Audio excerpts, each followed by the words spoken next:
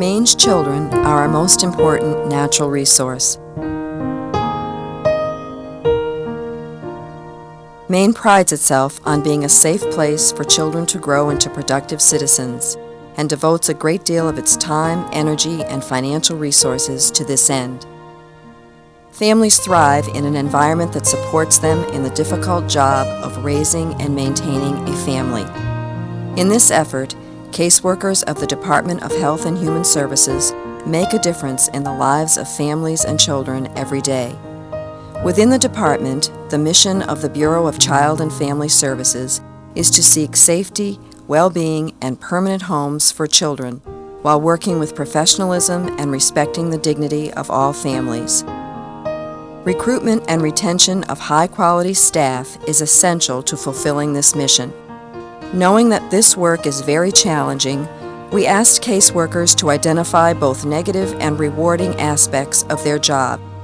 This video shows what they thought was important for people to know in deciding whether or not this is the right job for them.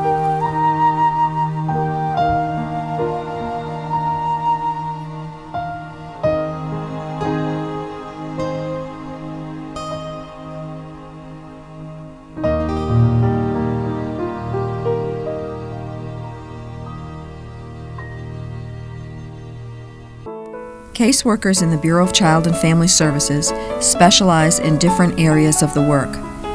Child Protective Intake caseworkers interact with the public and other professionals every day discussing concerns related to child abuse and neglect and taking actual reports. Child Protective caseworkers receive those reports and assess families to determine the level of child safety and provide services to support families in reducing the level of harm. Their work includes interviewing children, family members, and the service providers working with the families. Once children are in the custody of the department, Children's Services caseworkers work with them, their families, and placement resources to help resolve problems and return children to their home or place with other family members whenever possible. When a return to their own family is no longer an option, an adoption caseworker may become involved to work with children in custody and with adoptive families to help children attain permanent homes through adoption. Specific casework duties vary based on district office needs. Each office has autonomy to structure staff duties to meet the needs of its area.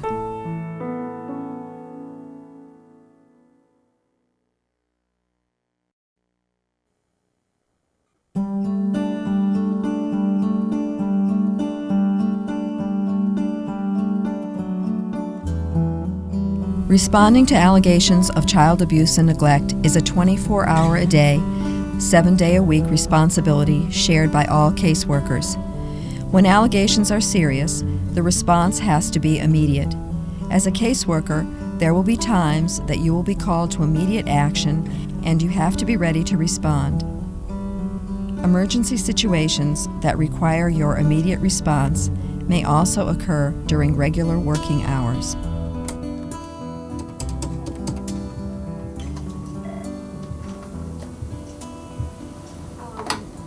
Hi, this is Chris Wallace from Child Protective Services. Hey Chris, this is Judy from Central Intake. I'm calling you about a report on a 3-year-old that I just entered into the system. Okay, give me a summary of what's going on. Yeah, it's right here, I see it. I see Pat's page, I'll give her a call. Okay, thanks. Great, thank you. Bye-bye.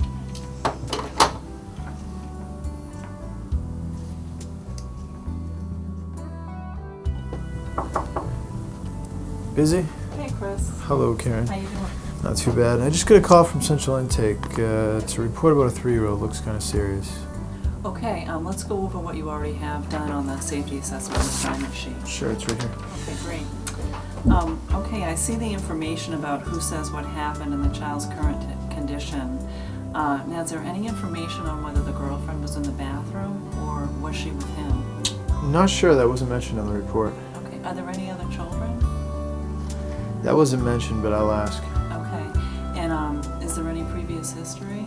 Central Intake doesn't have anything on MacWist, but I got Jay looking into Wellfree, and then he's going to pull the file if there's anything. Okay, good. Let's be sure that Pat can update us on any other safety factors or risk factors. Yeah, I'll call Pat to see what she knows. Okay, and I think you're right. Let's move quickly on this. We want to get up to the hospital as soon as possible. Give Pat a call and see if that's okay, and then we can interview both the father and the girlfriend while you're up there. Excellent, sounds good. Okay, Thanks. great. Thanks, Chris. Thank you.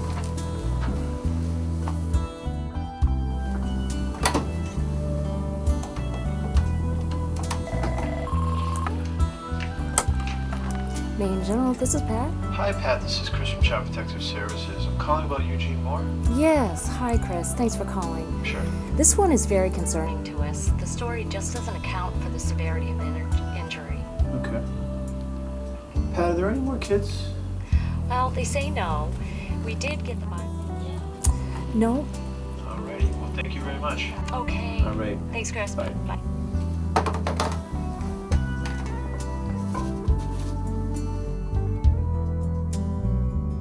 When emergency situations arise day or night, caseworkers here can expect immediate quality supervision to answer questions and to plan the appropriate intervention.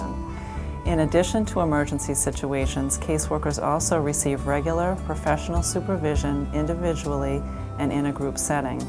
The relationship between caseworker and supervisor is very important and should be one of open, honest, direct, and ongoing communication. Caseworkers also want help prioritizing their workload and help with developing plans on how they are going to get their work done.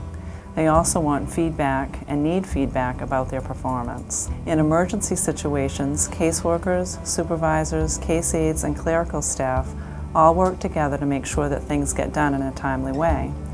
Team decision-making plays a big role in all major decisions that are made regarding children and their families. None of these decisions are taken lightly, and we find the team approach offers the best outcomes for children and their families.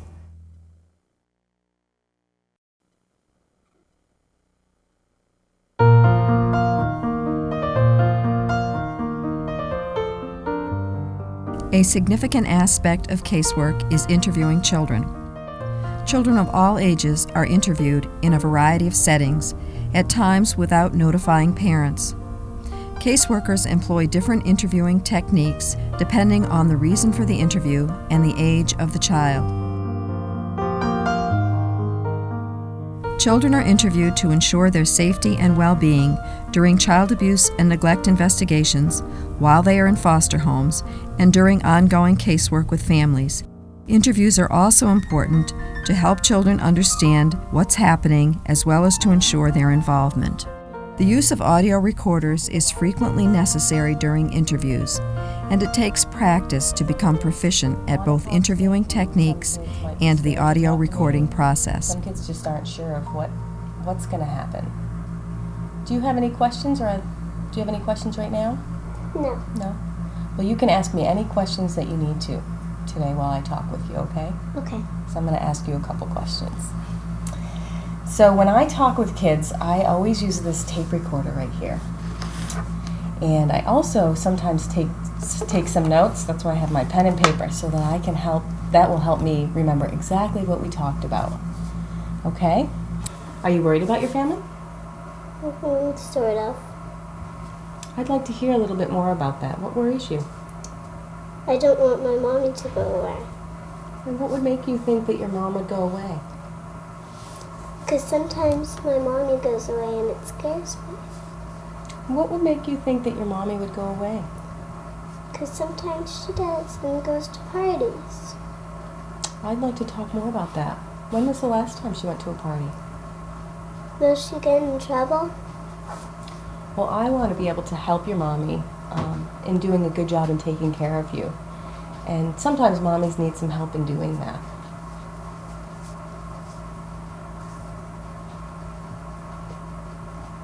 My mommy and her friend Gloria go to parties sometimes.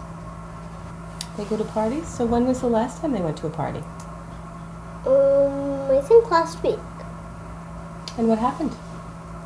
Well, her and Gloria Victoria and me went to McDonald's, and then we went home and they watched TV with me, and then they cooked me a pizza and went out and I watched more TV. Okay, so what happened next?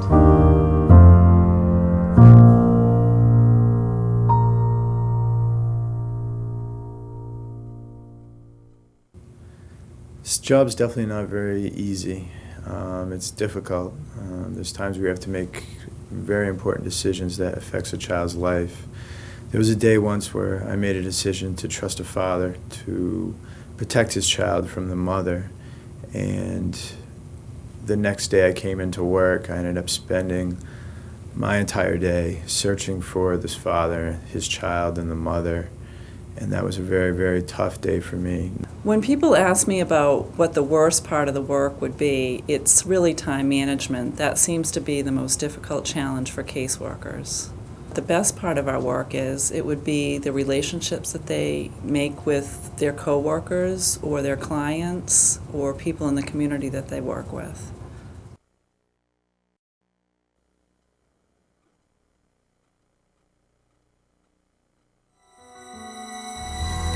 It is the goal of child welfare to keep children in their own homes whenever it is safe to do so. The caseworker helps the family plan for what they need, arranges for services, and supports the family through their efforts to change. Sometimes, though, even with this help, children are not safe, and removing them, usually temporarily, is the only way to ensure their safety. Whenever possible, relatives are given primary consideration for placement because allowing children the opportunity to remain in familiar situations is often what is best for them. When a child or children are removed from their own home, caseworkers work closely with police, relatives, and foster placements in order to make the transition go as smoothly as possible while still ensuring the child's safety. Twice the police have been here. The second time her leg was injured and now she's got a bruise on her back. And look at you. We've been working with Mary for a long time. She has a lot of strengths, but she struggles with a drinking problem and has difficulty understanding all of Tiffany's needs and how to keep her safe. When she drinks, she loses control and has hurt Tiffany more than once.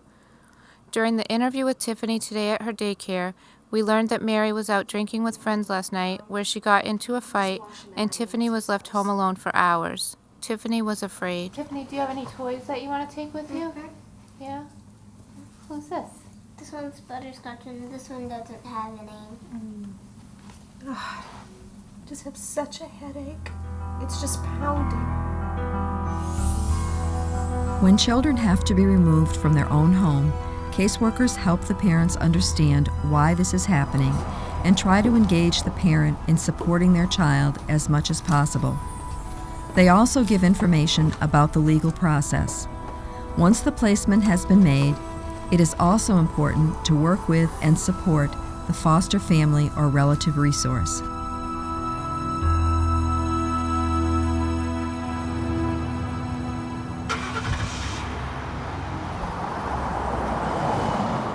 Removing a child from his or her parent's custody is a stressful event for everyone, particularly for the child. It's a difficult decision which is generally made by a team of caseworkers and supervisors and must meet certain criteria outlined in the law. In this case, we've engaged Mary in a process over a long period to meet her needs so that she could keep Tiffany safe, but Mary continues to struggle with her alcohol addiction. Now we need to refocus on helping Mary make the necessary changes related to her drinking, her judgment regarding Tiffany's need for supervision, and her physical abuse of Tiffany, so that Tiffany can be safely returned home as soon as possible. Our hope is that Mary will be able to overcome these issues so that Tiffany and her mother will be reunited.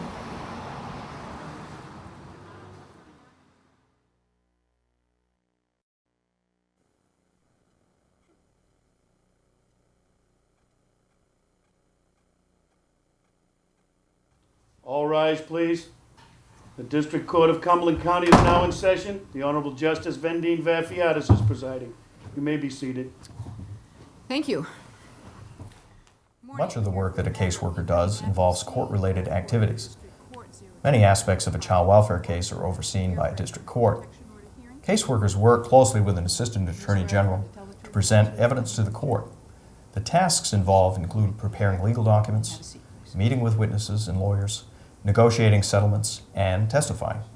For example, in order to remove a child from an unsafe living situation, a caseworker must first prepare and present a legal document for the court, which includes the reasons why the child is unsafe, pertinent family history, and a requested disposition that asks the court to take immediate action. French. The only language she speaks is her native tongue. And in terms of these evaluations, do you have any sense of how long it would take to get these evaluations complete and get the results back? And do you have specific therapists in mind for her? Yes, there is a French-speaking therapist. Once a judge signs an order to remove the child, within 7 to 14 days, the caseworker must return to court, prepared to testify and present evidence that supports the case. Additionally, during this time, caseworker must continue to work with the parents from whom the child has been removed. Subsequently, caseworkers will return to court every few months for reviews and hearings until the child has a safe, permanent living arrangement. Is the husband the biological father of the child? Your Honor, the husband, to the best of my knowledge, is the biological parent of the father. Have you interviewed him? I have, Your Honor. All right. Good day. My name is Vendine Vafiatis, and I'm the Chief Judge of the District Court here in Maine. And District Court is where caseworkers will be coming to do their work when they have to come to court. And trust me, as a caseworker, you will spend more time in court than you want. We try to organize the courts so you'll be more time in the courtroom and not a lot of time hanging around. But the child protection docket for the state of Maine is a pretty heavy docket. And we have lots of cases stacked up on a given day. And we hope that you'll be patient with us as we try to get to your case. So it's very important when you come to court that you have your case file, that you have your information about your family. And you can't bring everything with you, but you have the key documents with you that you might need to refer to. So in addition to listening to what you have to say about the family and making factual determinations about what's happened in a child protection case, we have to apply that to the law of the state of Maine. And the statutes are very specific about things that we have to provide. And we need to sort through everything that comes into court, everybody's position, all the difficulties that everyone's struggling with. And we all know that if this child can be whole and put back together and supported and then reunited with their family of origin, despite the fact it might not be the perfect family, it might not be the soccer mom family, but it will be a good enough family, that will be what is best for this child. And that's what we're all trying for. So I really hope that we can work together, and thank you for considering being a caseworker. It's very important work. I think that the seriousness of the issues that we deal with the job need to be taken into consideration and realize that some of the stuff is pretty intense. I think it's very important to be able to leave the job at work when you leave for the day. It doesn't help anybody to think about your day's work when you get home. Home is your time. Although the people that we work with do come to us with a variety of problems, it's very important for us to remember that they are people and that our biggest job is to treat them with respect and dignity and to really engage in a relationship with them. The most important piece of being a caseworker is being able to take care of yourself. Since you're dealing with children who have gone through a lot of traumatic experiences, it's really important for us to not take our work home. And the other thing is to be able to have a hobby or something else that would take our mind into a different focus so that we are not carrying that emotional burden, stress, and trauma that we listen from the clients and the children we have in our care. I meditate for the purpose of self-care.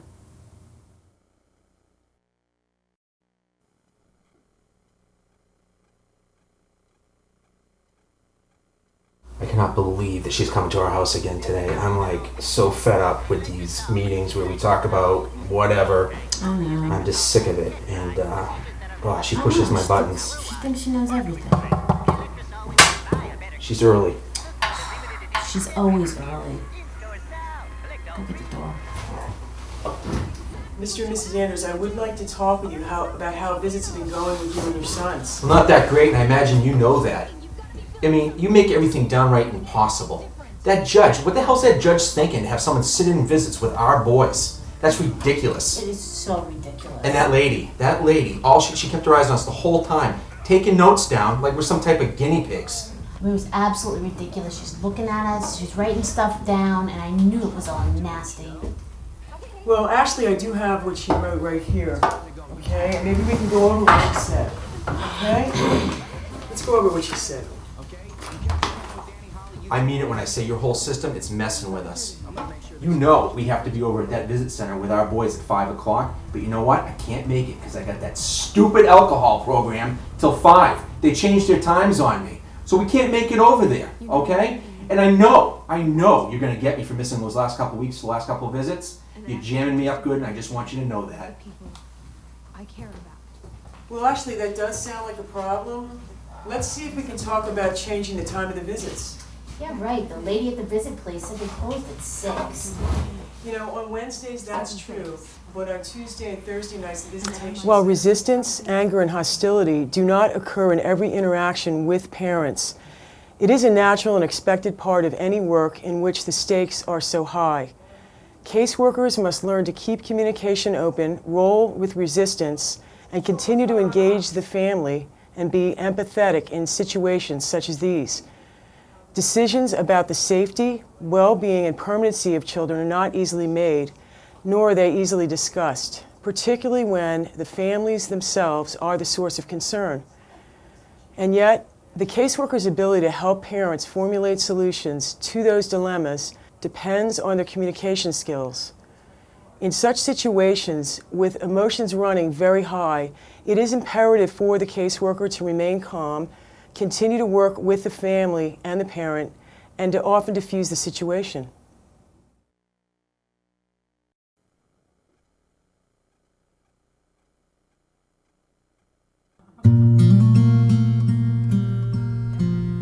As a part of our goal to become a model child welfare agency, the Bureau of Child and Family Services began a new practice model called Family Team Meetings, or FTM.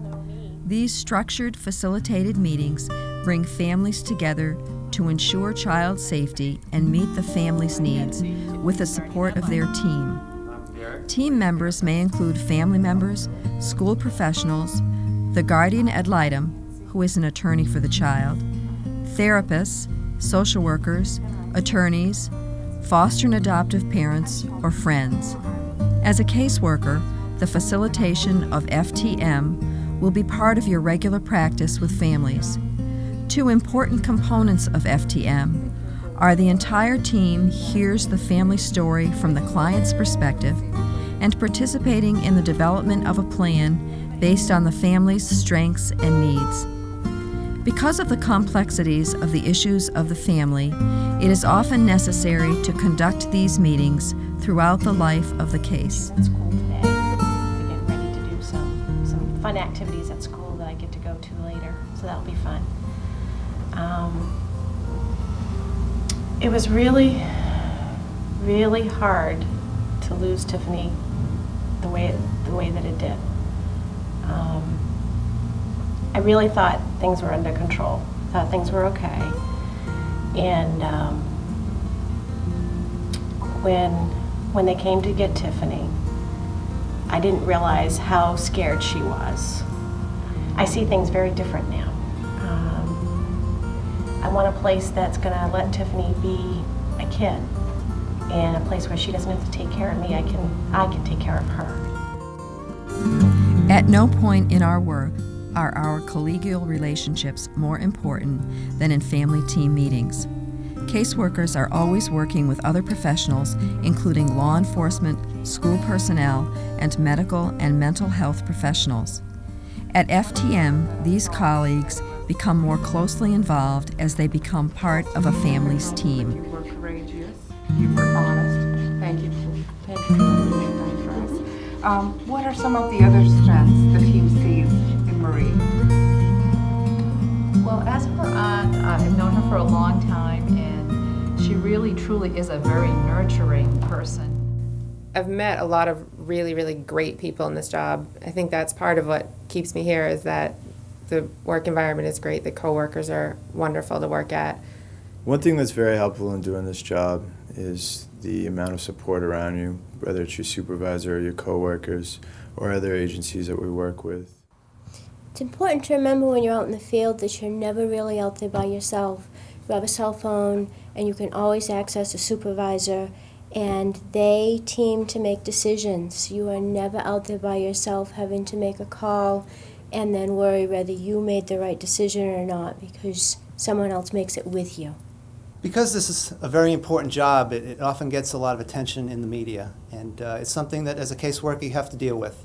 And I think it's good to remember that just because it's said in the paper or you hear it on TV, it's not necessarily true.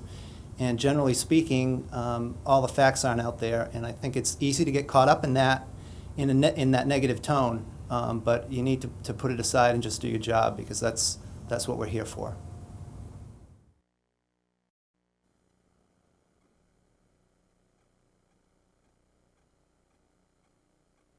It is not unusual for caseworkers to struggle with the completion of the documentation required as part of the caseworker role. Documentation is an essential aspect of the work, however, and caseworkers are expected to remain current. The written record is the living history for the family. It is used in case decision-making, for both agency and individual accountability, to enhance practice, and to meet federal funding requirements. As a new caseworker, it can be difficult to connect the importance of the documentation to good practice. It is very important, however, to recognize that becoming a well-rounded practitioner requires the integration of thorough and complete documentation into your work. The mother, I'm not sure if she is going to be... In Maine, the majority of our records, as well as our audio recordings of interviews, are maintained on our child welfare computer system. Therefore, computer proficiency is a very important skill to have. Okay, bye-bye. Case documentation does take more time than I would like, and sometimes I feel as though it takes away from my ability to work directly with children and families. But I have come to recognize that it is an important part of what I have to do. Written work is also reviewed in supervision as an opportunity to reflect on my practice. The major issue with documentation is that there is a substantial workload as a caseworker, and it can be difficult to balance it all. Because caseworker duties are wide-ranging, only a few representative scenarios are depicted in this video. Precisely what your job will entail will depend upon the specific position into which you are hired. For example, the emphasis in the Children's Services caseworker position will be on seeking appropriate placements, working with foster, kin families, interacting with children, and working with families towards reunification. We hope this job preview has provided you with a clear overview of the caseworker position and some of the specialties within it, such as intake, child protective services, children's services, and adoption.